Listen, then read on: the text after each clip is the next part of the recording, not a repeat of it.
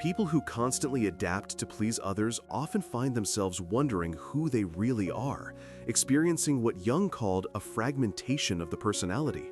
That chameleon-like ability to fit in anywhere seems like a social superpower, but it comes with a hidden cost, identity confusion, and what Jung described as the inflation of the persona.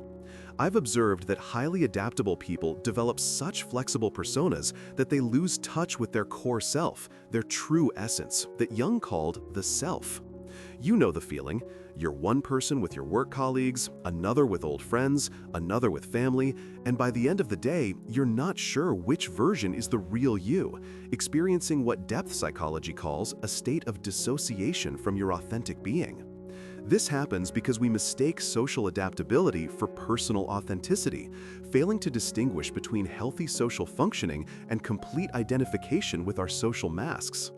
What I've learned is that healthy persona use requires having a stable center that doesn't change, what Jung referred to as the individuated self, while allowing your external expression to adapt appropriately to different social contexts.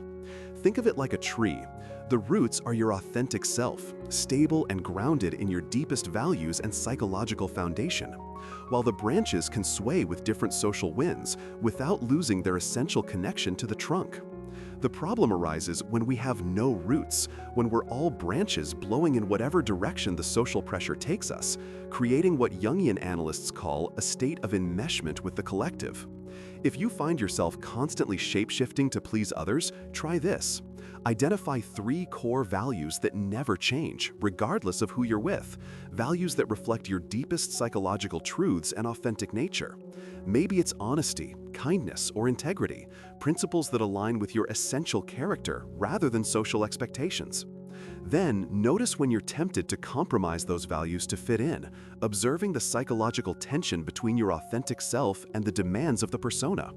That moment of conscious choice, what Jung called the transcendent function where opposing tendencies can be integrated, is where you begin rebuilding your authentic center and moving towards psychological wholeness. Remember, adapting your communication style is healthy social skill that reflects a well-developed persona.